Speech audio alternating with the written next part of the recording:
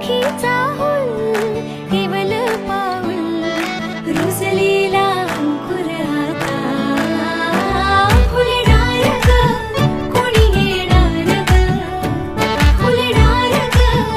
कोणी येणार ग ए चाऊ आणि माऊचे खेळ आपण खेळू ए चाऊ आणि माऊचे खेळ आपण खेळू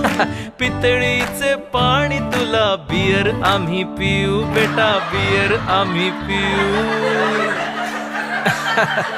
इवोल्यूशन